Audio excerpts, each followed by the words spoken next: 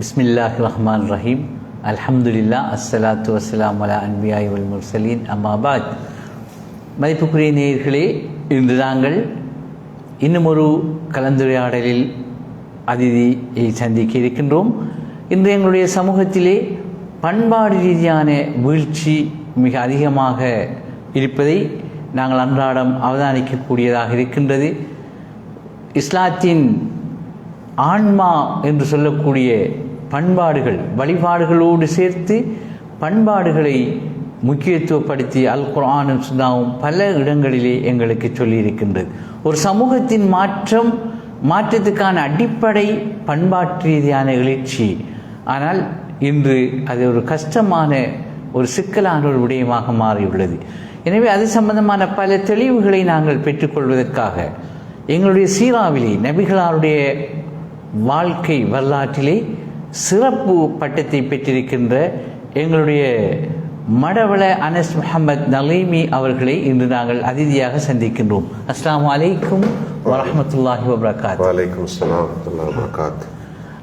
ஆம், நாங்கள் இன்று பண்பாட்டு ரீதியான எழுச்சியை பற்றி பேசுவதற்காகவே, கலந்துரையாடுவதற்காகவே நாங்கள் வந்திருக்கின்றோம். ஏனென்றால் இன்று அது ஒரு காலத்தின் மிக முக்கியமான ஒரு தேவையாக இருக்கின்றது. இன்று குறிப்பாக இளைஞர்களுக்கு மத்தியிலே பண்பாட்டு ரீதியான வீழ்ச்சி மிக அதிகமாக இருக்கின்றது. இதனுடைய விளைவுகள் நாளுக்கு நாள் மிக அதிகமாகவே வந்து கொண்டிருக்கின்றது. ஆனால் அண்மையில் ஜாமியா நலிமியாவுடைய முதல்வர் அகார் முகமது சார் அவர்கள் கூட அவருடைய ஒரு நூல் வெளியீட்டிலே இஸ்லாம் எவ்வாறு வழிபாடுகளை வலியுறுத்தியிருக்கின்றதோ அதே சம அளவில் பண்பாடுகளையும் வலியுறுத்தியிருக்கின்றது. ஒரு சமூகத்தினுடைய எழுச்சி அதனுடைய பண்பாட்டு எழுச்சியிலே இருக்கின்றது என்பதை வலியுறுத்தி கூறியிருக்கின்றார். எனவே அது சம்பந்தமாக இஸ்லாம் எந்த அளவு தூரம் பண்பாடுகளுக்கு முக்கியத்துவம் கொடுத்திருக்கின்றது என்பதை எங்களுடைய நேயர்களுக்கு நாங்கள் சொல்ல வேண்டும். அதற்கு முன்னால் எங்களுடைய நேயர்களுக்கு உங்களை பற்றி ஒரு அறிமுகத்தை செய்து கொள்ளுங்கள் இன்ஷா அல்லாஹ்.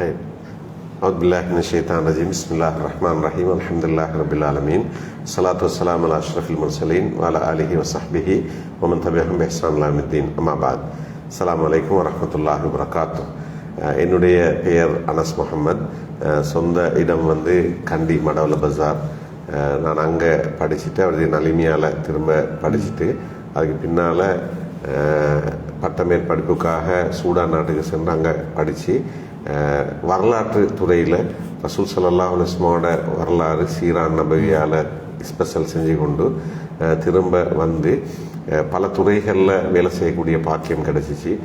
தாவா துறையில் அமைப்புகளோட திரும்ப அதே மாதிரி பல நிறுவனங்களில் டீச் பண்ணுற சந்தர்ப்பம், அரசாங்க தொழிலையும் டீச்சிங் செய்யக்கூடிய வாய்ப்பு கிடச்சிச்சு.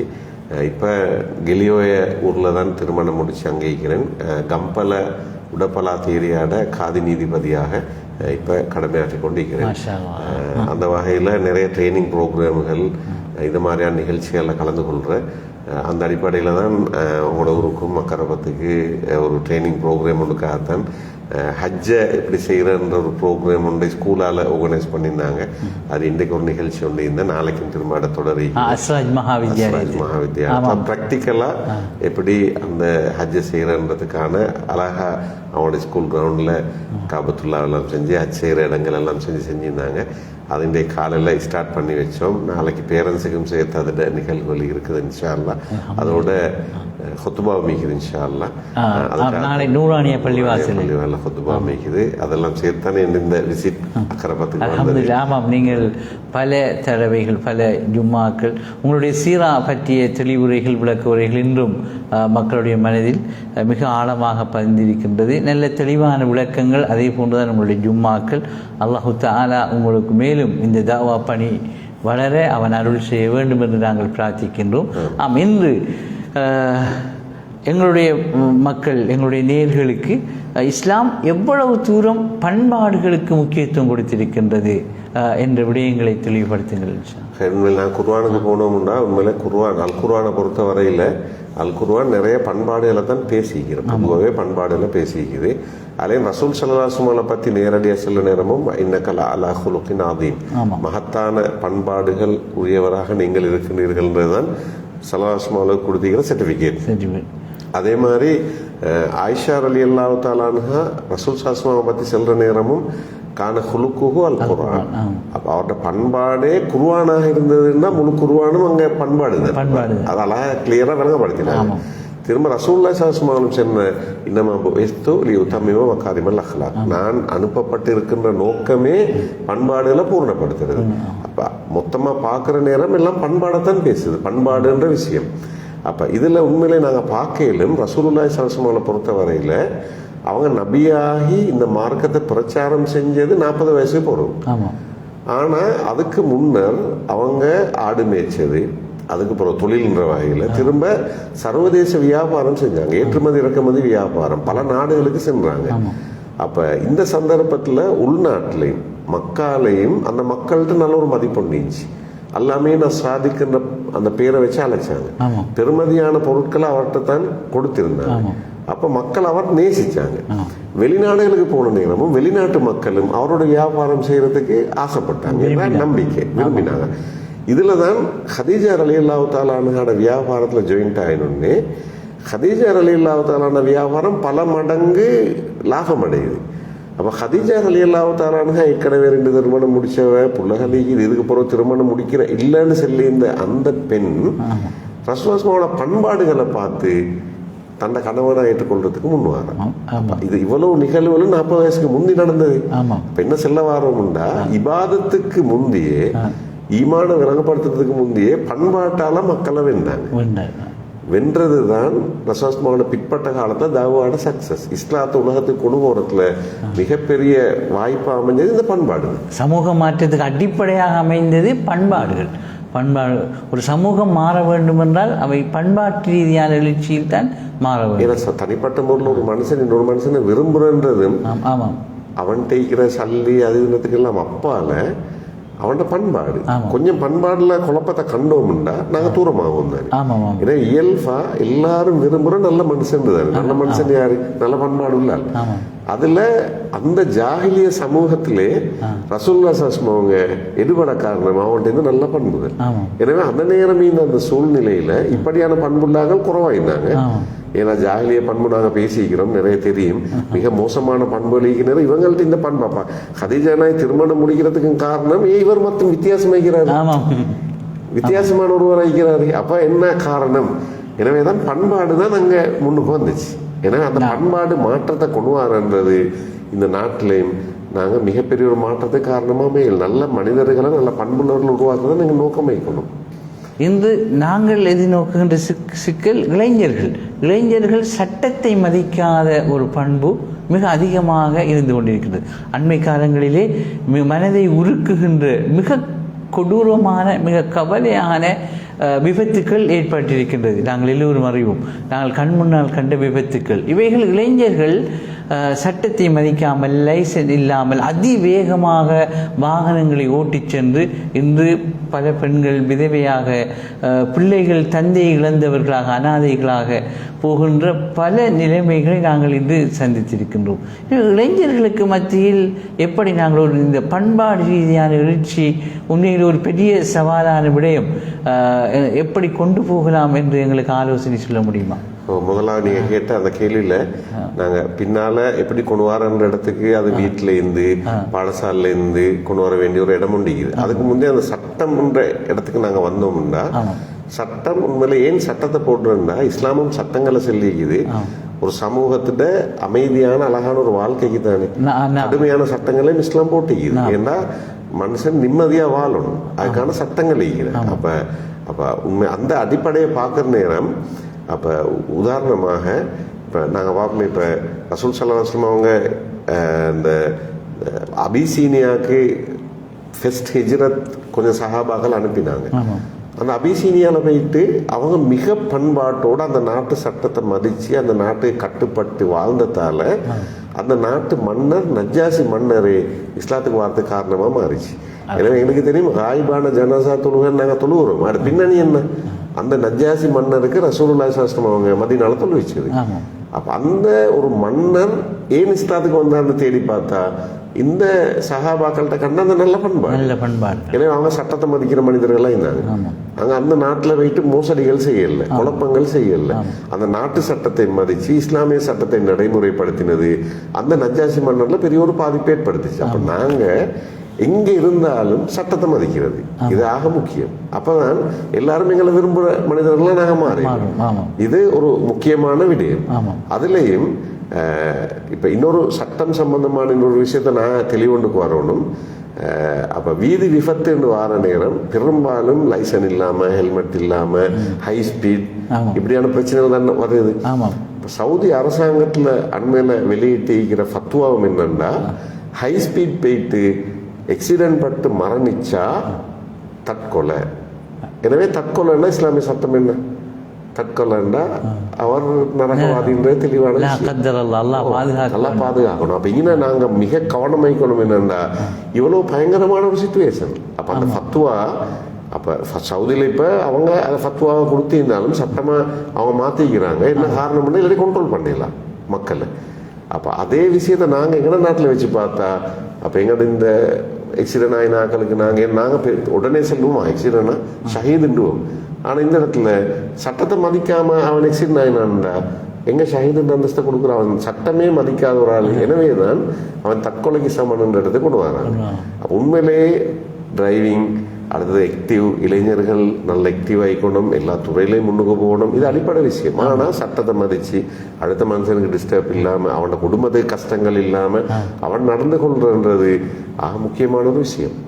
அப்ப இதைத்தான் எங்க இது நாங்கள் ஸ்டார்ட் பண்ணணும் இந்த வடிவமைப்பு. அதுக்கு உங்களுக்கு ஓட பொறுத்தவரையில் எப்படி சும்மா பேசுவோமே எப்படி படுது?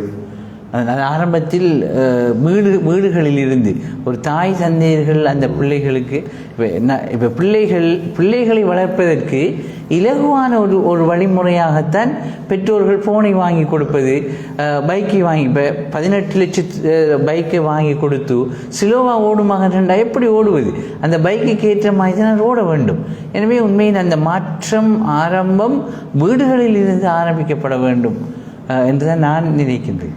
வீடுகள்ல இருந்து ஆரம்பம் பண்றனாலும் முதலாக அந்த உம்மாவாப்பட்ட பெற்றோர்கள்ட்ட அந்த சரியான பண்பாடுகள் இல்லாத போது பிள்ளைகள்ட்ட இயல்பா அந்த பிரச்சனை வரும். உதாரணமா இப்ப நாங்க பொதுவா பழகிக்கிற வீடுகள்ல சின்னத்துல இருந்தே பிள்ளைகளுக்கு சின்ன குழந்தைகளை வளர்க்குற நேரமே நான் ரைட் ஒரு வேலையை செஞ்ச தாரேன்னு சொல்லி வாக்களிச்சுப்போம், ஆனா கொடுத்திக்க மாட்டோம். அப்ப அது பொய் தானே. பிள்ளைகள் உள்ளத்துல பதிவு வந்தாச்சு, பொய் சொல்றது சர்வசாதாரண விஷயம். இப்படியான ஒரு பதிவும் வந்தாச்சு. இன்னும் சில இடங்கள்ல உம்மா அப்பா சிலரை பத்தி பேசுற குறைகள், உதாரணமா டீச்சர்ஸை பத்தி, மௌலவிமாரை பத்தி அல்லது நல்ல மனிதர்களை பத்தி தாறுமாறான சில நேரம் புள்ள அண்ணாக்களை மதிக்காது, அவங்களோட பேச்ச கேட்காது. அப்ப டீச்சரை மதிக்காது, உலமாக்களை மதிக்காது. இது சர்வசாதாரணம் வீட்டுக்குள்ள நடக்கிற ஒரு விஷயம் தானே. எனவே இந்த நிலைகளை பெற்றோர்கள் நினைக்கப்படாது, அவங்க செய்யற தவறு தான் இங்க பின்னால அந்த ஜெனரேஷன் அப்படியே பாதிக்குது. உதாரணமா சிரியாவில் நடந்த ஒரு சம்பவத்தை சொல்றேன். நாங்கள் எங்களை நாட்டு உதாரணத்தை செல்லணும், அதை விட இது நல்லா பாதிப்பாய்க்கும். இஸ்லாமிய சட்டம் நடைமுறையில் இருக்கிற காலம் சிரியாவில் நடந்த ஒரு சம்பவம் ஒன்று என்னன்னா, ஒரு பொடியன் களவெடுத்து பெரிய களவெடுத்து மாட்டிட்டான். இப்போ இஸ்லாமிய தண்டனை என்ன? கையை வெட்டுறது தானே. இப்போ கையை வெட்டுறதுக்கு கொண்டு வந்து நீதிமன்றத்தில் விசாரணை நடந்து இப்போ ஜட்ஜ் நீதிபதி தீர்ப்பு கொடுத்துட்டார், இவன் இந்த களவுக்கு கையை வெட்டணும்னு சொல்லி. தீர்ப்பு கொடுத்த உடனே அந்த பொடியன் சத்தம் போட்டு செல்றான், ஏண்ட கையை வெட்டணும்டா, ஏன் உம்மட நாக்க வெட்டணும், என்ன உம்மட நாக்க வெட்டணும். அப்ப ஜட்ஜ் கேட்கிறாரு, ஏன் உம்மட நாக்க வெட்டணும்? அப்ப அந்த பொடியன் சொல்றான், இவ்வளவு பெரிய கல்லை நான் வார்த்தது காரணம் என் உண்மை தான். அது இப்படி உண்மை காரணம். அப்ப அந்த அந்த அந்த வாலிபன் சொன்ன கருத்து என்னன்னா, நான் சின்ன பிள்ளை ஆகிற நேரம் பக்கத்து வீட்டு கோழி முட்டையை ஒன்ன களை எடுத்துட்டு வந்தேன், எடுத்துட்டு வந்து உம்மோட கையில கொடுத்தேன். கொடுத்தா இப்ப உண்மை அந்த நேரம் என்ன திருத்திக்கணும், நீ செஞ்சது பிள்ளை களவுன்னு சொல்லி எனக்கு அடிச்சு என்ன திருப்பி கொடுக்க சொல்லிக்கணும். அப்ப நான் மாறிப்பேன். ஆனா உண்மை என்ன எப்படி மோட்டிவேட் பண்ணினான்டா, இப்பதான் நீ ஆம்பளை பிள்ளையா மாறிக்கிறாய். இப்ப என்ன மனசுல வந்து என்ன ஆம்பளை பிள்ளைண்டா யாரு இப்படி எல்லாம் நல்லா களவெடுக்கிறவன் தான் ஆம்பளை பிள்ளை. எனவே நான் பெரிய கல்லை நான் வாரத்துக்கு காரணம் என்னோட மோட்டிவேஷன். இங்கே இதுதான் பிரச்சனை ஸ்டார்ட் ஆகுது. எனவே சின்னத்துல பிள்ளைக்கு இப்ப நீங்க சின்ன பாயிண்ட்ல போனை கொடுத்துடணும். போன்ல கார்ட்டூன் பார்க்குறோன்னு தான் நாங்கள் நினைக்கிறோம். கார்ட்டூன் ஊடாக பண்பாட்டு மோசடி நடக்குது. அந்த அந்த கார்ட்டூன் ஊடாக ஆபாசங்களை கொடுக்குறாங்க விளங்காம. பிழை செய்யறது, அடிக்கிறது, வெட்டுறது, கொத்துறது, கொலை செய்யறது, களவெடுக்கிறது எல்லாமே கார்ட்டூன்ல இருக்கிறாரு. எனவே அந்த இளம் உள்ளத்துல, பிஞ்சு உள்ளத்துல அப்படியே பதிஞ்சாச்சு. அது பெருசா என்ன அப்படியே வெளியே வரப்போகுது. இதுதான் இங்க இருந்து ஸ்டார்ட் ஆகுது. இப்ப பாருங்க, புள்ள சாப்பிட்டுருந்தாலும் கார்ட்டூனை போட்டு கொடுத்தாரு சாப்பிடணும், போன் கையில் இல்லாட்டி சாப்பிடுறதும் இல்லை. எனவே இந்த நிலைகளை இப்படி மாத்துற பெரிய போராட்டம் கொண்டிருக்குதுன்னா அந்த ஜென்ரேஷன் தான் அடுத்து வந்து கொண்டிருக்குது. இவங்களோட பிரச்சனை தான் இப்ப எங்களுக்கு பெரிய பிரச்சனையா மாறிக்குது. அப்ப வீடுகள்ல முதலாவது உம்மா அப்பாக்கு பெரிய ஒரு கைட் பண்ற வேலையை ஒன்று செய்ய வேண்டிய தேவை வேண்டியிருக்குது.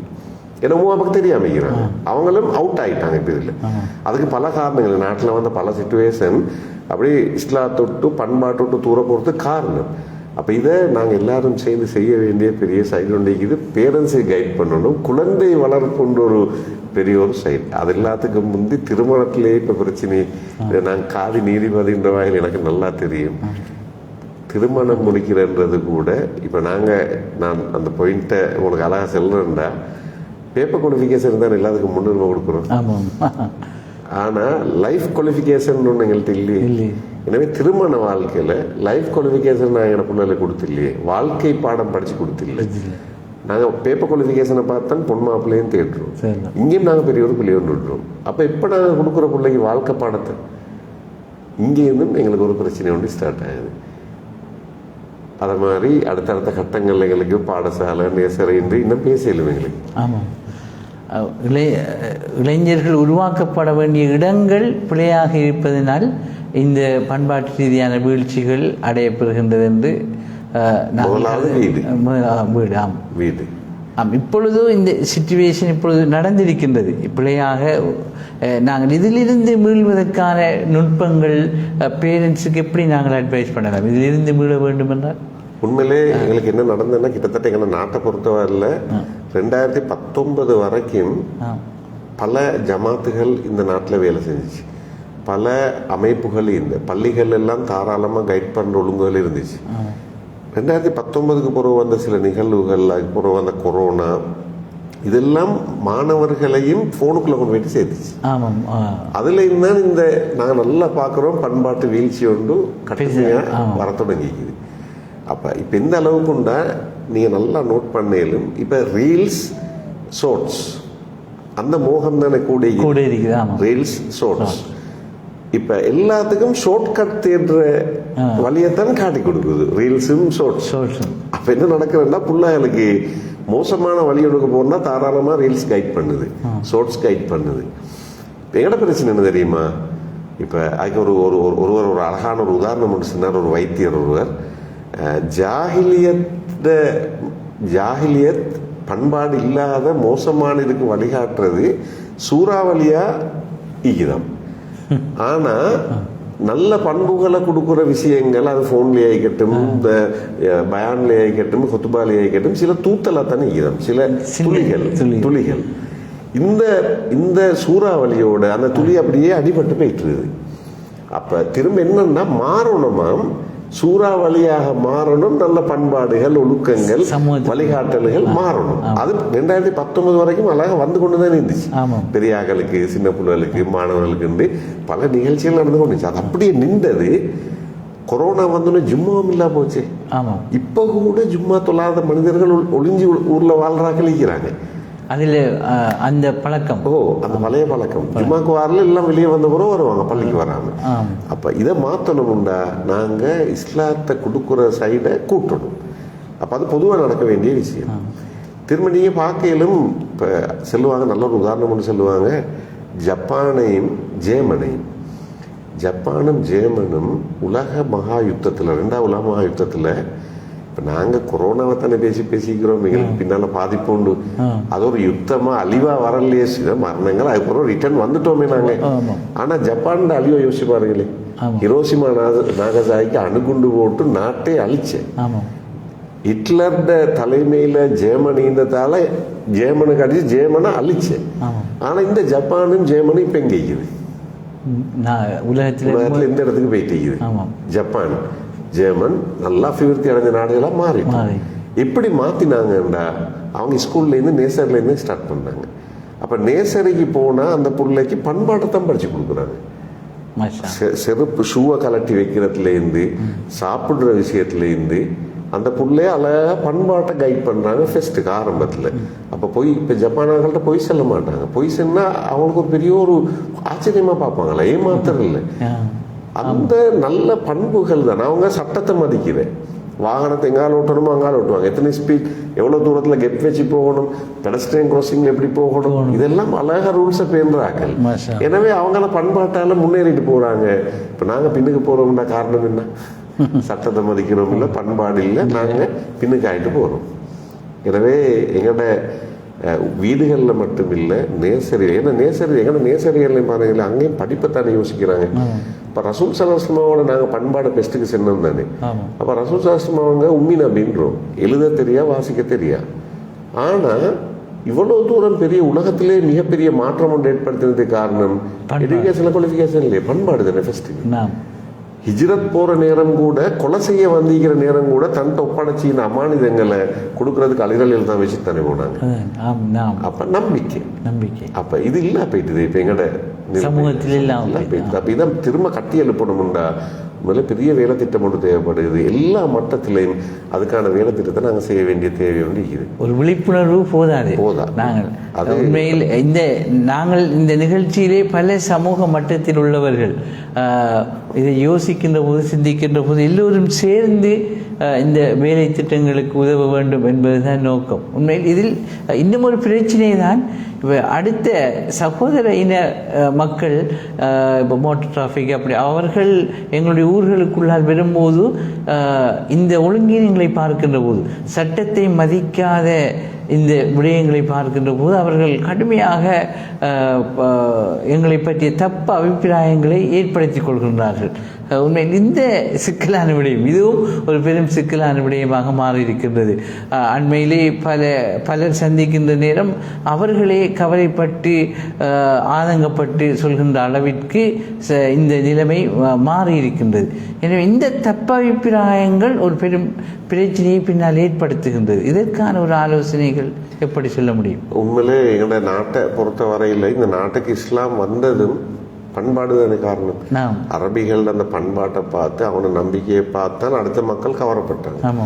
எங்களை சுத்திக்கிற நாடுகளை பார்த்தாலும் இதே விஷயம்தான், பண்பாடுகளால தான் கவரப்பட்டு வந்தோம். எனவே இங்க யுத்தமோ எதுவுமே நடக்கல.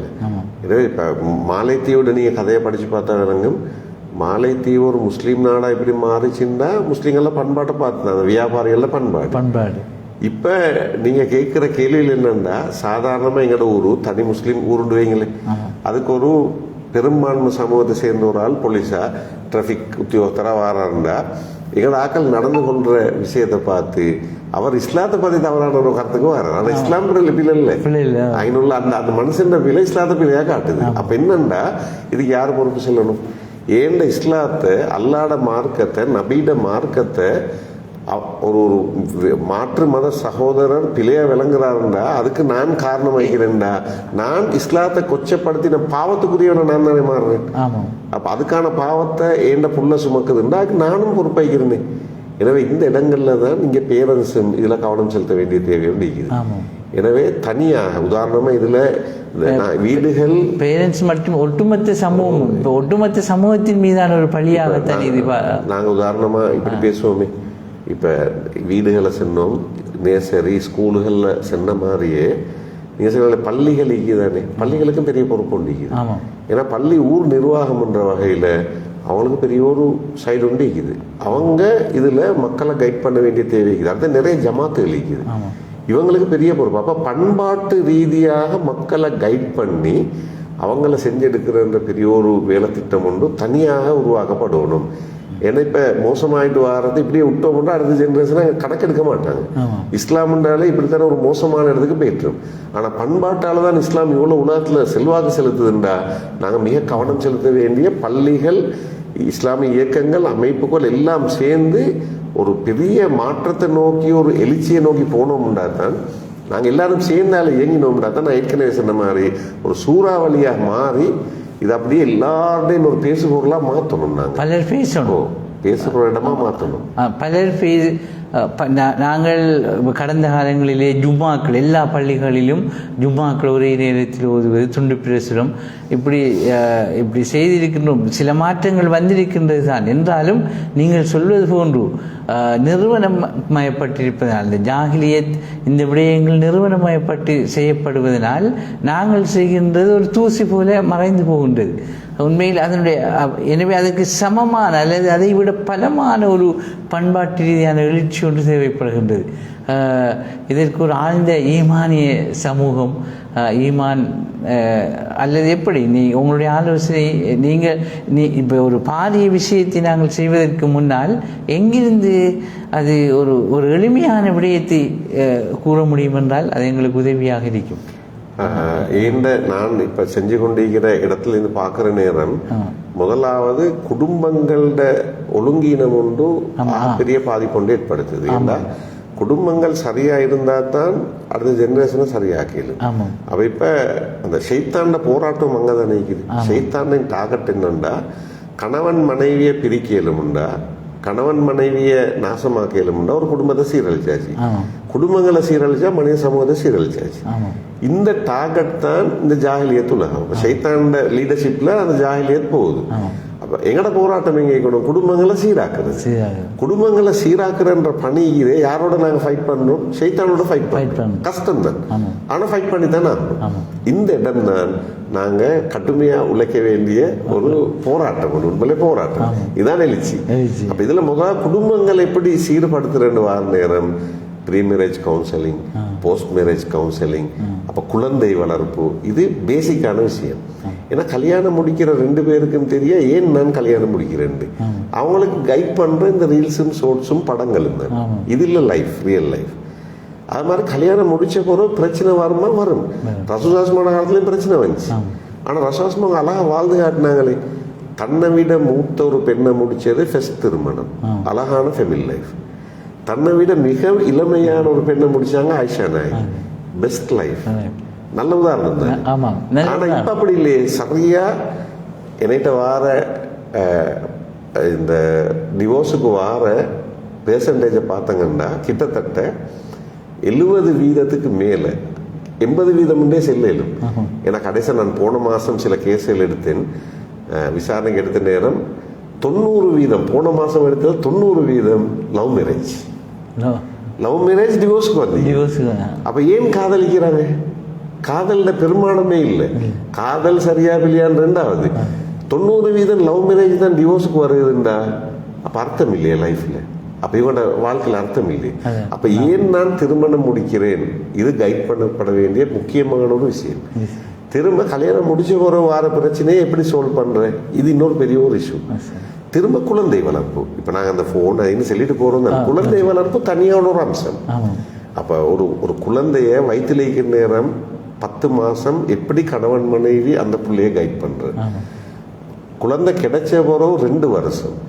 அப்ப அந்த நேரம் ஒரு உம்மை பாக்குற காட்சி இது. நாங்க சீரியஸ் எடுக்க வேண்டிய விஷயம் என்ன தெரியுமா? உமாவும் போன்ல தானே, வாப்பாவும் போன்ல தானே. அப்ப குழந்தை வயிற்றுல இருக்கிற நேரம் உம்மாவும் மோசமானதான் போன்ல பாக்குறான்னு வைங்களேன், வாப்பாவும் மோசமானதான் பாக்குது. பால் கொடுக்குற கட்டத்திலயும் அப்படித்தான் உண்மை வைக்கிறான்டா, அந்த புள்ள எப்படி வரப்போகுது? அதே சிந்தனையோட அதே பால், குழந்தைக்கு பால் ஊட்டுதல் என்பதும் இந்த வயிற்றுல இருக்கிற நேரமும். உனக்கு இன்னும் சிம்பிளா ஒரு உதாரணம் சொல்றேன்டா. ஏன்னா இன்னைக்கு இவங்க சொல்லுவாங்க, அந்த இஸ்ரேல் பெண்கள் சம்பந்தமான ஒரு ஆய்வு ஒன்று வந்துச்சு ஒரு டாக்டர்கிட்ட, அமெரிக்கன் டாக்டரால். ஏன் யூதர்கள் மட்டும் பெரிய விஞ்ஞானிகளா, கண்டுபிடிப்பாளர்களா, அறிவாளிகளா வந்திருக்கிறாங்க? அவர் சொல்ற முக்கியமான விஷயம் என்ன தெரியுமா? குழந்தை வயிற்றுல இருக்கிற நேரம் அந்த பெண்கள் மெட் சயின்ஸ் பாடங்களை படிப்பாங்களாம், யூனிவர்சிட்டியில படிச்சு கொடுக்குற பாடங்கள். அப்ப இவர் கேட்டாராம், ஏன் இவ்வளவு கஷ்டப்பட்டு படிக்கிறேங்க? அவன் சொன்ன பதில் என்னன்னா, என்ன பிள்ளைக்கு படிச்சு கொடுக்குறேன், நான் படிக்கல. ஏன்னா எதிர்காலத்தில் என்ன ஒன்று ஒரு சயின்டிஸ்டா வரணும், ஒரு கண்டுபிடிப்பாளனா வரணும்னா நான் வயிற்றுல இருக்கிற நேரம் படிச்சு கொடுக்கணும். அவங்க அப்படி யோசிக்கிற நேரம் எங்கட பெண்கள் என்ன செய்யறாங்க? அப்ப பண்பாடு இல்லாத பிள்ளைய நாங்க வயிற்றுல இருந்து உருவாக்குறோம். இங்க இருந்தா ஸ்டார்ட் ஆகுது. அப்ப இப்படி குழந்தை திரும்ப பால் கொடுக்கறது மட்டும் இல்லை, 2 வயசுல இருந்து 7 வயசு வரைக்கும் ஒரு கட்டத்தை சொல்லி 7 வயசுல வர ஹதீஸை பாருங்களேன், முரு அவுலாதக்கும் பிஸ்ஸலாத்தி வஹும் அபுனா சபஸினி. அப்போ கொமாண்டுக்கு கட்டுப்படுத்துற பிள்ளையா வளர்க்கணும்னா 3 வருஷம் கொமாண்ட் பண்ற, ஏவலை கட்டுப்படுறது பிங்கால் நான் கொடுத்திக்கணுமே மற்ற எல்லாத்துக்கும். நீங்கள் இளைஞர்களுக்கு நேரடியாக, அதாவது பெனடோல் டோஸ் கொடுப்பது என்பது இதில் போதாது. மிக ஆழமான ஒரு பெற்றோர்கள் இன்று குழந்தைகளை வளர்ப்பதற்கு இப்பொழுது நாங்கள் பேசுகின்ற இஸ்லாமிய பின்னணியை விட லேசாக ஒரு ஃபோனை வாங்கி கொடுக்கிறார்கள், ஒரு மோட்டார் பைக்கை வாங்கி கொடுக்கின்றார்கள். ஒரு பாரிய இப்போ 20 லட்சம் 40 லட்சம் மோட்டார் பைக்கை வாங்கி கொடுத்து விட்டு அவரை ஸ்லோவாக ஓடிச்சென்றால் எப்படி அந்த மகன் ஓடுவது? அதுக்கேற்ற மாதிரியான ஓடித்தான் ஆக வேண்டும். அப்படித்தான் இது. எனவே தவிர்க்க முடியாமல், எனவே அந்த எனவே பெற்றோர்கள் தான் இதில் அதிகம் விழிப்புணர்வு அடைய வேண்டும், கைட் பண்ண வேண்டிய தேவை இருக்கிறது. எனவே இது ஒரு வேலை திட்டம். எனவே சுருக்கமாக நாங்கள் நேரடியாக ஒரு மெசேஜை சொல்ல வேண்டும் என்றால் பெற்றோர்கள் இதில் விழிப்புணர்வு அடைய வேண்டும். நாங்கள் யாரிடம் வாகனத்தை கொடுக்கின்றோம், தன்னுடைய மகனுடைய எதிர்காலம், அடுத்தவர்களுடைய எதிர்காலம், இவைகளை பெற்றோர்கள் மிக கடுமையாக உண்மையில் யோசிக்க வேண்டியிருக்கின்றது. அதே போன்றுதான் முதல் காலங்களிலே பாடசாலைகளிலே இந்த ஒழுக்கங்களுக்கு அதிக முக்கியத்துவம் கொடுத்தார்கள். பாடசாலைகளிலே உண்மையில் டிசிப்ளின் நேரம் மிக கடுமையான ஒன்றாக இருந்தது. ஆனால் இன்று கொமர்ஷியல் வியாபாரத்தை நோக்கி ஒரு கல்வி மயப்பட்ட இந்த காலகட்டங்களிலே உண்மையில் அதை எப்படி எதிர்பார்க்க முடியும்? அது ஒரு முக்கியமான காரணமாக இருக்குமா? இன்று பாடசாலைகளுடைய ஒழுக்க வீழ்ச்சி, பண்பாட்டு வீழ்ச்சி, அதற்கு பேரண்ட்ஸ் முக்கியத்துவம் கொடுக்காமல் இருப்பது, அது சம்பந்தமான உங்களுடைய ஆலோசனை கருத்துக்கள் எப்படி? இப்போ உண்மையிலே ஸ்கூல்ட நிலைமைகளை நாங்கள் பார்த்தா அதில் இன்னொரு பிரச்சனை உண்டு. என்னென்னா உண்மையிலே நாங்கள் பார்க்குற நேரம் பிள்ளைகள் ஃபோனில் நிறைய விஷயங்களை படிச்சு கொள்றாங்க. சில டீச்சருக்கா தெரியாமல் நிற்கிது. ஆமாம். அப்போ அந்த இடத்துல டீச்சர் ஒரு பின்னக்கார நிலைமை ஒன்றும் வருது. ஏன்னா இப்போ நிலைமையில் அப்படித்தானே பிள்ளைகள் அட்வான்ஸ் ஆகிடுறாங்க. அப்போ அந்த தரத்துக்கு டீச்சர்ஸ் இல்லாத நேரம் எனக்கு ஒரு பெரிய ஒரு கேப் கொண்டு வர எல்லாரும் இல்லை, சில இடங்கள்ல அது. அப்போ நாங்கள் அடிக்க போனால் அந்த பிள்ளைகிட்ட வேற மோசமான இதுதான் வர தொடங்கும். அதுக்கு இப்போ என்ன செல்ல வரோம்னா நாங்கள் எல்லாரும் தரமாக வேண்டிய இடம் ஒன்று இருக்குது, எல்லாரையும் தரப்படுத்த வேண்டிய தேவை ஒன்று இருக்குது. அதுக்கான பெரிய ஒரு வேலை திட்டம் ஒன்று செய்யணும். எனவேதான் இது ஒரு கூட்டு முயற்சி, தனியாக செய்ய எல்லாரும் சேர்ந்து. அப்ப சமூக நிறுவனங்கள், பள்ளி, ஸ்கூல், நாங்க எல்லாரும் ஒரு இடத்துக்கு வந்து இவ்வளவு பெரிய ஒரு பிரச்சனை ஒன்றிக்குது, நாங்க எல்லாரும் சேர்ந்து செய்யணுன்ற இடத்துக்கு வாரன்றது கஷ்டம்தான், ஆனா தவிர்க்கலாம். அப்படித்தான் செய்ய வேண்டிய ஒரு நிலைமை. இல்லாட்டினா நீங்க சொன்ன மாதிரி முந்தி நாங்க படிச்ச காலம், இப்போவும் அந்த டீச்சரை கண்டா எங்களுக்கு மரியாதை ஒன்றிக்குது, ஆனா எங்களுக்கு அடிச்சுப்பாரு. இப்ப அடிச்சா என்ன நடக்குது?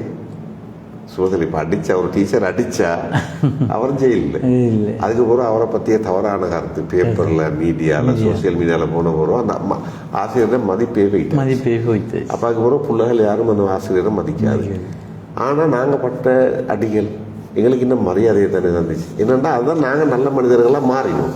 அப்ப என்னண்டா இது உண்மையிலே கூட்டு முயற்சி, தனியா செய்யலா, எல்லாரும் சேர்ந்து பேரண்ட்ஸுக்கும் கைட் பண்ணணும், பிள்ளைகளுக்கும் கைட் பண்ணணும், ஸ்கூல்ல இருந்து நாங்க இந்த மாற்றத்தை கொண்டு வரணும்.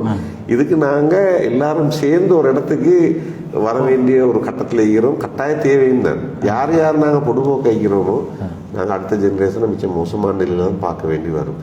எனவே நாங்க எல்லாரும் சேர்ந்து செய்ய வேண்டிய ஒரு வேலையா, பொறுப்பா தலைக்கெடுத்து செய்ய வேண்டிய ஒரு பிரச்சனையோடு தான் இது. ஆமாம், கல்வியிலே பண்பாடு ரீதியான எழுச்சிகளை முதன்மைப்படுத்தக்கூடிய ஒரு பெற்றோரிய ஒரு சமூகம். அநேகமாக இப்போ ஸ்காலர்ஷிப்பில் அந்த வயது தான் பண்பாடுகளை கொடுக்க வேண்டிய ஒரு வயது. ஆனால் பேரண்ட்ஸ் அந்த எக்ஸாம் ஃபுல்லாக பாஸ் பண்ண வேணும் என்கிறதுலாம் கடும் கவனமாக இருக்கிறார்கள். அந்த 10 வயது என்பது அந்த வயதிலே இந்த பண்பாட்டை கொடுக்க வேண்டும் என்பதில் அவர்கள் தவறு. 10 வயதுல அடிச்சு சரி அவர் செய்ய வைங்கன்னு வந்திக்கிறதுனால அந்த நெறிப்படுத்த வேண்டிய கட்டம். ஆமாம். அப்ப நெறிப்படுத்த அந்த 10 வயசுல நெறி பிறல்ற கட்டம். ஆமாம். அப்ப கைட் பண்ற சிஸ்டத்துல அப்ப நாங்க ஒன்ற பிள்ளைகள் தானே. 12 வயசு 15 வயசுன்றது புள்ள பொறுப்பை சுமக்கிற வயசு. நாங்க அந்த அளவுக்கு புள்ளைகள் உருவாக்கி இல்லையே உண்மையிலே. அது ஒரு பெரிய ஒரு பிள்ளை. நீ ஆரம்ப காலத்துல நடந்த சம்பவம் உண்மையிலே அழகான நல்ல சம்பவங்கள். பண்பாடு இந்த நாட்டில் நிறைய. இப்போ அன்றைக்கு ஒரு நான் கொத்துபாக போயிட்டுன்னு ஒரு ஊருக்கு போனால் போயிட்டு ஒரு ஆள் ஜெம் பிஸ்னஸ் பண்ணுற ஒரு ஆள் வீட்டில் சாப்பிட்டேன். அவர் ஒரு கதை ஒன்று சொன்னார். எங்கள் நாட்டில் நடந்த ஒரு கதை ஒன்று எனக்கு சரியான ஆச்சரியம் இருந்துச்சு. நலிமாஜியான கதை, எனக்கு ஃபர்ஸ்ட் டைம் கேட்ட கதை. அப்போ அவர் ஜெம் பிஸ்னஸில் ஒரு பெரும்பான்மை சமூக வீட்டொன்று போனாராம். ஒரு சிங்கள சகோதரர் வீட்டுக்கு போனால் அவனோட வீட்டில் அவனோட புத்த ரூபை வச்சுக்கிறான் சுவரில். அவனோட புத்தோட படம், அதுக்கு வலது பக்கத்தில் டட்லி சேனாநாயக்கோட படம், இடது பக்கத்தில் நலிமாஜியோட படம். இவருக்கு ஆச்சரியம். சரி, அவனோட கடவுள் ஈக்கிற டட்லி சேனாநாயக்கிற நலிமாஜியார் என்ன இது விலங்கல்லையா கேட்டாராம். சரி, இதோட கடவுள் அவர் என்ன, அவர் டட்லி சேனாநாயக்கி எங்களுக்கு சாப்பாடு தந்தார் ஃப்ரீயான நேரம், அந்த அரிசி கொடுத்தாருன்னா கதை. நலிமாஜியார் இப்படி வந்தார். அப்புறம் சொன்னாராம், நான் இந்த வாழ்ற ஊட்டை கட்டி தந்தவர் நலிமாஜியார். எனக்கு தின்ன தந்த டட்லி சேனாநாயக்கிய வலது பக்கத்தில் வச்சுக்கிற மாதிரி கடவுளுக்கு இடது பக்கத்தில் நலிமாஜியாரை வச்சுக்கிறேன். நான் வாழ்ற இந்த வீட்டை கட்டி தந்தவர் நலிமாஜியார். எப்படி கட்டி தந்த? அவரோட ஜெம் பிஸ்னஸ் ஒன்று செஞ்சதில் அப்போ அவர் மிக நேர்மையாக நடந்து கொண்டு எனக்கு தர வேண்டிய சல்லியை சரியாக தர கிடைக்கலன்னு சொல்லித்தானாம் வீட்டொண்டு அவர்கிட்ட விட்ட வந்து பார்த்துட்டு அவர் ஜெம் பிஸ்னஸ் முடிஞ்சு டீலிங் எல்லாம் முடிஞ்ச ஒரு கட்டத்தில் இவரை சந்திக்க வந்திருக்கிறேன். வந்து பார்த்தா வீடு ஒரு குடிசை வீடாம். அதுக்குத்தான் இவருக்கு நல்ல வீட்டொன்ன கட்டி கொடுத்தான். பெரிய கதையோட சொன்னார். அவர் சொல்றார், நான் இப்படி செஞ்ச ஒரு மனுஷனை கடவுளுக்கு பக்கத்தில் வைக்காம இங்கே வைக்க. அப்போ இது மாதிரி அந்த பழைய மனிதர்கள் நடந்து கொண்டே தான் எங்களோட வியாபாரம் வைக்கட்டும், எங்களோட நாட்டில் இந்த அடுத்த விஷயம் எல்லாம் வைக்கட்டும், எங்களுக்கு கிடைச்ச மதிப்பு. இப்போ எங்களோட அடுத்த ஜென்ரேஷன் நீங்கள் சொல்ற மாதிரி அடுத்த போலீஸ் டைம் அங்கேயும் இங்கேயும் அடுத்த ஒரு தவறான கருத்தை கொடுத்தா எங்களை கணக்கெடுக்காத ஒரு நிலைக்கு போயிட்டு. எனவே அவசரமாக நாங்கள் எல்லாரும் இந்த விஷயத்தில் கவனம் செலுத்த வேண்டிய பெரிய தேவை உண்டு. இந்த நாட்டில் நாங்கள் குறிப்பாக இந்த நாட்டில் சிறுபான்மையாக வாழ்கின்ற நாங்கள் இந்த விடயங்களிலே மிக கரிசனை எடுக்க வேண்டும். அடுத்த சமூகத்துக்கு முன்மாதிரியாக இருக்க வேண்டும். நாங்கள் தான் சட்டத்தை மதிப்பவர்கள் என்ற ஒரு பெரிய கருத்தை, எண்ணக்கருவை நாங்கள் வளர்க்க வேண்டிய ஒரு பெரிய தேவை இருக்கின்றது. பெரிய ஒன்றுமே இல்லாட்டியும் இந்த நாட்டு மக்களுக்கு எங்க இஸ்லாத்தை பற்றிய நல்ல கருத்து ஒன்று கொடுக்கறதுக்கு எங்களுக்கு ஒரே ஒரு ஆயுதம் பண்பாடு. அதுதான் மௌலானா அபுல் ஹசன் அலி நதுவி இலங்கைக்கு வந்த நேரம், நலிமையா கொண்டகேசனுக்கு வந்த நேரம் அவர் பேசினது அப்படியே புக்காவும் வந்திக்குது. உங்களுக்கு எந்த வாசல் மூடிப்பட்டாலும் பண்பாடுன்ற வாசல் துறப்பட்டிக்குது. நீங்கள் பண்பாடாக நடந்து கொண்டாலே இந்த நாட்டு மக்கள் உங்களோட வந்துடுவாங்க. இதுதான் உண்மை. எனவே அதுக்கான வேலை திட்டங்களை நாங்கள் மிக கவனமாக யோசிக்க வேண்டியது. வீடுகளில் மட்டும் இல்லை, பல பாடசாலைகள், பள்ளிவாசல்கள், எல்லா இடங்களிலும் பெற்றோர்கள் சிந்திக்க வேண்டிய ஒரு விடயம். எனவே நாங்கள் பண்பாட்டு ரீதியான இந்த எழுச்சி ஷேக் அவர்களோடு நாங்கள் கலந்துரையாடியதில் பெற்றோர்கள் மிக அதிகமாக விழிப்புணர்வு அடைய வேண்டும் என்ற கருத்தையே ஆரம்பகால குர்ஆனுடைய வழிகாட்டல்கள், சுன்னாவுடைய வழிகாட்டல்கள், வரலாறுகள் எல்லாமே வீடுகளிலே மாற்றங்கள், பெற்றோர்களுடைய உள்ளங்களில் இருந்தே மாற்றங்கள் உருவாகியிருப்பதை நாங்கள் இந்த சம்பவங்களினூடாக காண்கின்றோம். எனவே நாங்கள் இழந்ததை மீண்டும் பெற்றுக்கொள்ளக்கூடிய ஒரு உன்னதமான சமூகமாக மாறுவதற்கு பண்பாட்டு ரீதியான எழுச்சியை மிக அடிப்படையாக இருக்கின்றது என்பதை நாங்கள் இந்த கலந்துரையாடல் ஊடாக கொண்டு வர முயற்சித்தோம். அல்ஹம்துலில்லாஹ், ஷேக் முகமது அனஸ் நலீமி அவர்கள் மிக அழகான முறையிலே நபி அவர்களுடைய சீராவை அடிப்படையாக வைத்து எங்களுக்கு வழிகாட்டினார்கள், பல விளக்கம் தந்தார்கள். அல்லாஹு தஆலா அவருடைய இந்த அறிவை, இந்த சேவையை புரிந்து கொள்ள வேண்டும், அவருக்கு பக்கபலமாக அல்லாஹு தஆலா உதவி அளிக்க வேண்டும் என்று நாங்கள் பிரார்த்தித்து, இந்த விடயங்களிலிருந்து நேயர்களாகிய நீங்களும் பயன்பெற வேண்டும் என்று நாங்கள் தாழ்மையாக கேட்டு, இந்த நிகழ்ச்சியை எங்களுக்கு தயாரித்து வழங்கி கொண்டிருக்கின்ற ஏகேபி நியூஸ் தயாரிப்பாளர் பணிப்பாளர் இர்ஃபான் யூசுப் முகமது லெப்பி அவர்களுக்கும் நாங்கள் நன்றி கூறி விடைபெறுகின்றோம். வாஹுதவானா அனில் அல்ஹம்துலில்லாஹி ரப்பில் ஆலமீன். அஸ்ஸலாமு அலைக்கும் வரஹ்மத்துல்லாஹி வபரகாத்துஹு. வலைக்கும் ஸலாம் வரஹ்மத்துல்லாஹி வபரகாத்துஹு.